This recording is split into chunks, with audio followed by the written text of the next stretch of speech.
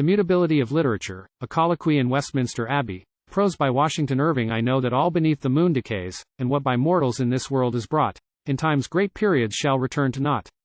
I know that all the muses heavenly rays, with toil of sprite which are so dearly bought, as idle sounds, of few or none are sought, that there is nothing lighter than mere praise. DRUMMOND of HAWTHORNDEN. There are certain half-dreaming moods of mind in which we naturally steal away from noise and glare, and seek some quiet haunt where we may indulge our reveries and build our air castles undisturbed. In such a mood I was loitering about the old grey cloisters of Westminster Abbey, enjoying that luxury of wandering thought which one is apt to dignify with the name of reflection, when suddenly an irruption of madcap boys from Westminster School, playing at football, broke in upon the monastic stillness of the place, making the vaulted passages and mouldering tombs echo with their merriment. I sought to take refuge from their noise by penetrating still deeper into the solitudes of the pile, and applied to one of the vergers for admission to the library. He conducted me through a portal rich with the crumbling sculpture of former ages, which opened upon a gloomy passage leading to the chapter house in the chamber in which Doomsday Book is deposited. Just within the passage is a small door on the left. To this the verger applied a key. It was double-locked, and opened with some difficulty, as if seldom used. We now ascended a dark narrow staircase, and, passing through a second door, entered the library. I found myself in a lofty antique hall, the roof supported by massive joists of old English oak. It was soberly lighted by a row of Gothic windows at a considerable height from the floor, and which apparently opened upon the roofs of the cloisters. An ancient picture of some reverend dignitary of the church in his robes hung over the fireplace. Around the hall and in a small gallery were the books, arranged in carved oaken cases. They consisted principally of old polemical writers, and were much more worn by time than use. In the center of the library was a solitary table with 2 or 3 books on it, an inkstand without ink, and a few pens parched by long disuse. The place seemed fitted for quiet study and profound meditation. It was buried deep among the massive walls of the abbey and shut up from the tumult of the world. I could only hear now and then the shouts of the schoolboys faintly swelling from the cloisters, and the sound of a bell tolling for prayers echoing soberly along the roofs of the abbey. By degrees the shouts of merriment grew fainter and fainter, and at length died away. The bell ceased to toll, and a profound silence reigned through the dusky hall. I had taken down a little thick quarto, curiously bound in parchment, with brass clasps, and seated myself at the table in a venerable elbow chair. Instead of reading, however, I was beguiled by the solemn monastic air and lifeless quiet of the place, into a train of musing. As I looked around upon the old volumes in their mouldering covers, thus ranged on the shelves and apparently never disturbed in their repose, I could not but consider the library a kind of literary catacomb, where authors, like mummies, are piously entombed and left to blacken and moulder in dusty oblivion. How much, thought I, has each of these volumes, now thrust aside with such indifference, cost some aching head? How many weary days? How many sleepless nights? How have their authors buried themselves in the solitude of cells and cloisters, shut themselves up from the face of man, and the still more blessed face of nature, and devoted themselves to painful research and intense reflection. And all for what? To occupy an inch of dusty shelf, to have the titles of their works read now and then in a future age by some drowsy churchman or casual straggler like myself, and in another age to be lost even to remembrance. Such is the amount of this boasted immortality. A mere temporary rumor, a local sound, like the tone of that bell which has tolled among these towers, filling the ear for a moment, lingering transiently in echo, and then passing away, like a thing that was not. While I sat half murmuring, half meditating, these unprofitable speculations with my head resting on my hand, I was thrumming with the other hand upon the quarto, until I accidentally loosened the clasps, when, to my utter astonishment, the little book gave 2 or 3 yawns, like one awaking from a deep sleep, then a husky hem, and at length began to talk. At first its voice was very hoarse and broken, being much troubled by a cobweb which some studious spider had woven across it, and having probably contracted a cold from long exposure to the chills and damps of the abbey. In a short time, however, it became more distinct, and I soon found it an exceedingly fluent, conversable little tome. Its language, to be sure, was rather quaint and obsolete, and its pronunciation what, in the present day, would be deemed barbarous, but I shall endeavor, as far as I am able, to render it in modern parlance. It began with railings about the neglect of the world, about merit being suffered to languish in obscurity, and other such commonplace topics of literary repining, and complained bitterly that it had not been opened for more than 2 centuries, that the dean only looked now and then into the library, sometimes took down a volume or 2, trifled with them for a few moments, and then returned them to their shelves. What a plague do they mean? Said the little quarto, which I began to perceive was somewhat choleric. What a plague do they mean by keeping several thousand volumes of us shut up here, and watched by a set of old vergers, like so many beauties in a harem, merely to be looked at now and then by the dean? Books were written to give pleasure and to be enjoyed, and I would have a rule passed that the dean should pay each of us a visit at least once a year. Or, if he is not equal to the task, let them once in a while turn loose the whole school of Westminster among us, that at any rate we may now and then have an airing. Softly, my worthy friend, replied I. You are not aware how much better you are off than most books of your generation. By being stored away in this ancient library you are like the treasured remains of those saints and monarchs which lie enshrined in the adjoining chapels, while the remains of their contemporary mortals, left to the ordinary course of nature, have long since returned to dust. Sir, said the little tome, ruffling his leaves and looking big, I was written for all the world, not for the bookworms of an abbey. I was intended to circulate from hand to hand, like other great contemporary works. But here have I been clasped up for more than 2 centuries, and might have silently fallen a prey to these worms that are playing the very vengeance with my intestines if you had not by chance given me an opportunity of uttering a few last words before I go to pieces. My good friend, rejoined I, had you been left to the circulation of which you speak, you would long ere this have been no more. To judge from your physiognomy, you are now well stricken in years.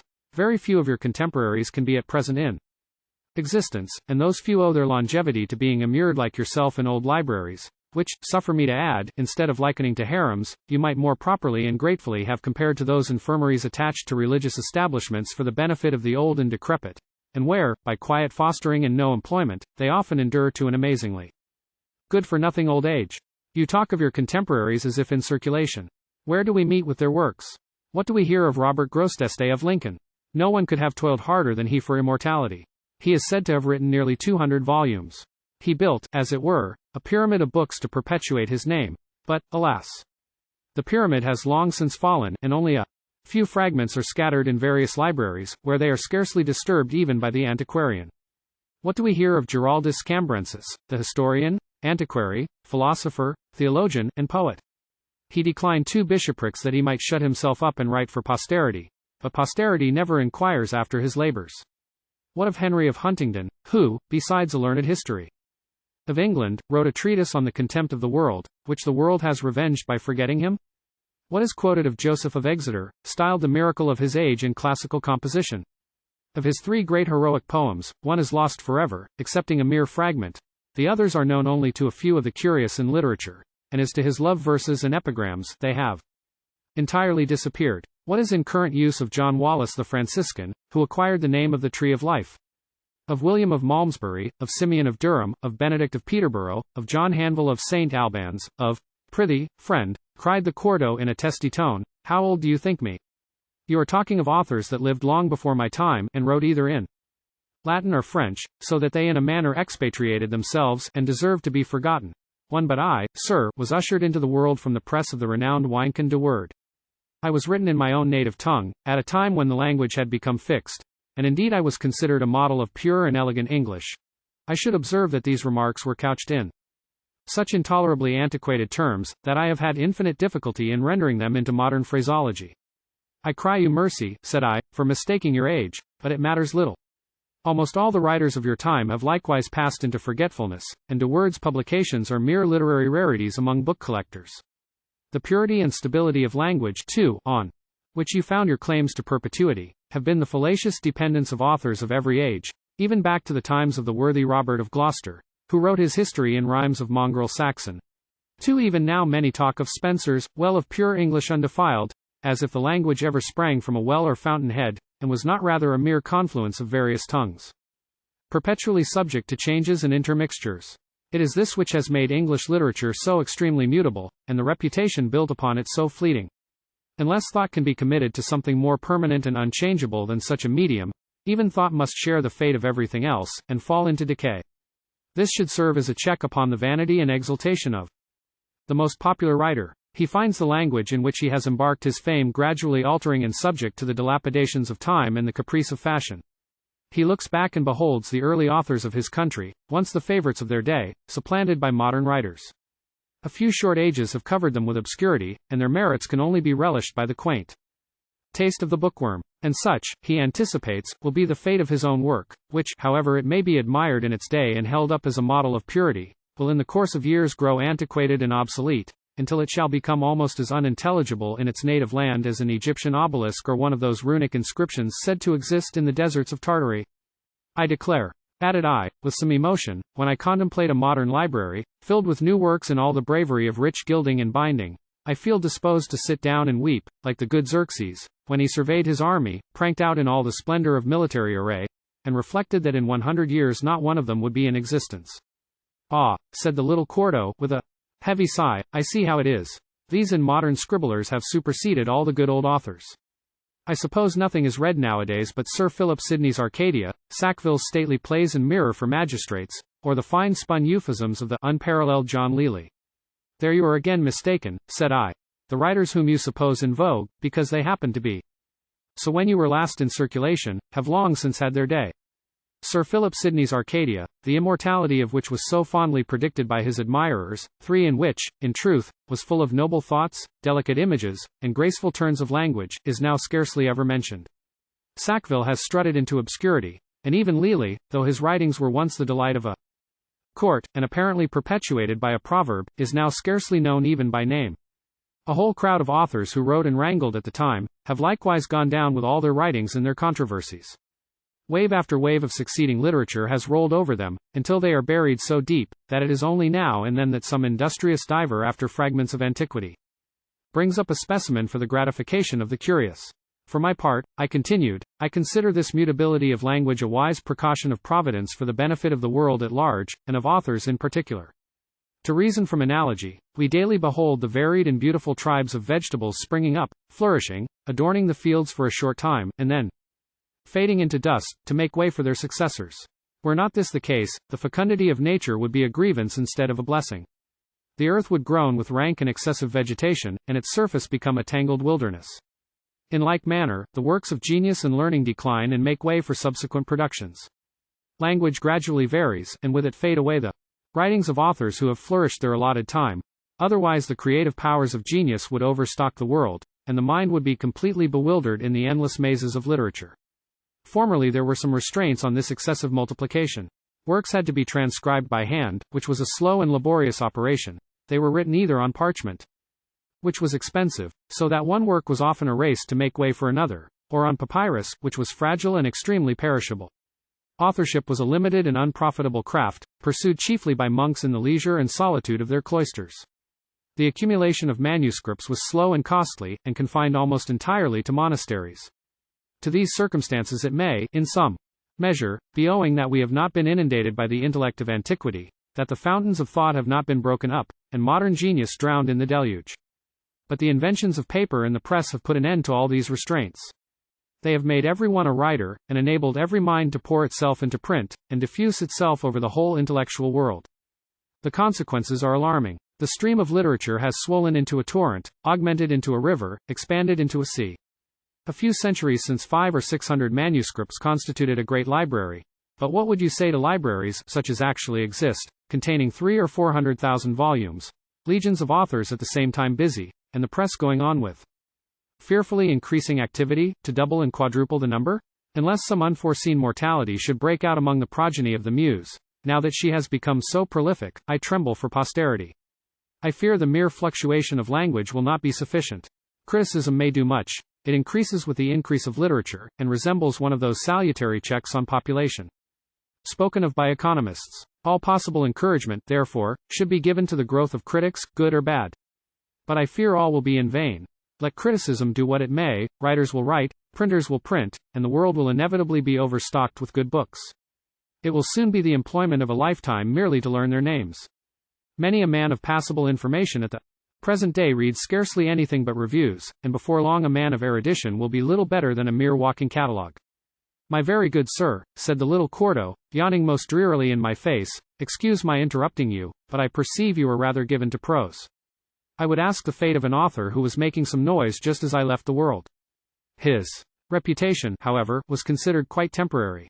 The learned shook their heads at him, for he was a poor, half-educated varlet, that knew little of Latin, and nothing of Greek, and had been obliged to run the country for deer stealing. I think his name was Shakespeare.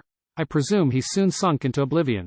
On the contrary, said I, it is owing to that very man that the literature of his period has experienced a duration beyond the ordinary term of English literature. There rise authors now and then who seem proof against the mutability of language because they have rooted themselves in the unchanging principles of human nature.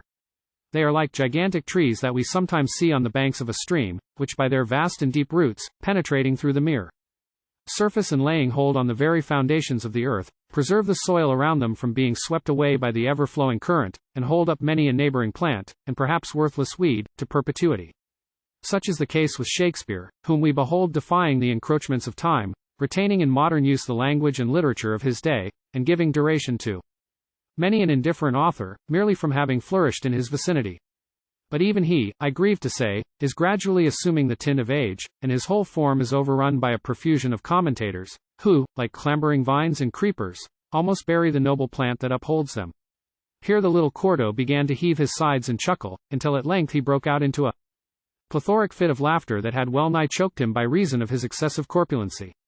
"Mighty well," cried he, as soon as he could recover breath, "mighty well. And so you would persuade me that the literature of an age is to be perpetuated by a vagabond deer-stealer, by a man without learning, by a poet, forsooth, a poet." And here he wheezed forth another fit of laughter. I confess that I felt somewhat nettled at this rudeness, which, however, I pardoned on account of his having flourished in a less polished age. I determined, nevertheless, not to give up my point. "Yes," resumed I positively, "a poet, for of all writers he has the best chance for immortality. Others may write from the head, but he writes from the heart, and the heart will always understand him. He is the faithful portrayer of nature, whose features are always the same and always interesting. Prose writers are voluminous and unwieldy, their pages crowded with commonplaces, and their thoughts expanded into tediousness. But with the true poet everything is terse, touching, or brilliant. He gives the choicest thoughts in the choicest language. He illustrates them by everything that he sees most striking in nature and art. He enriches them by pictures of human life, such as it is passing before him. His writings, therefore, contain the spirit, the aroma, if I may use the phrase, of the age in which he lives. They are caskets which enclose within a small compass the wealth of the language, its family jewels, which are thus transmitted in a portable form to posterity. The setting may occasionally be antiquated, and require now and then to be renewed, as in the case of Chaucer, but the brilliancy and intrinsic value of the gems continue unaltered. Cast a look back over the long reach of literary history. What vast valleys of dullness, filled with monkish legends and academical controversies. What bogs of theological speculations. What dreary wastes of metaphysics. Here and there only do we behold the heaven-illumined bards, elevated like beacons on their widely separated heights, to transmit the pure light of poetical intelligence from age to age. For I was just about to launch forth into eulogiums upon the poets of the day when the sudden opening of the door caused me to turn my head. It was the verger, who came to inform me that it was time to close the library. I sought to have a parting word with the Quarto, but the worthy little tome was silent, the clasps were closed, and it looked perfectly unconscious of all that had passed. I have been to the library 2 or 3 times since, and have endeavored to draw it into further conversation, but in vain, and whether all this rambling colloquy actually took place, or whether it was another of those old daydreams to which I am subject, I have never, to this moment, been able to discover.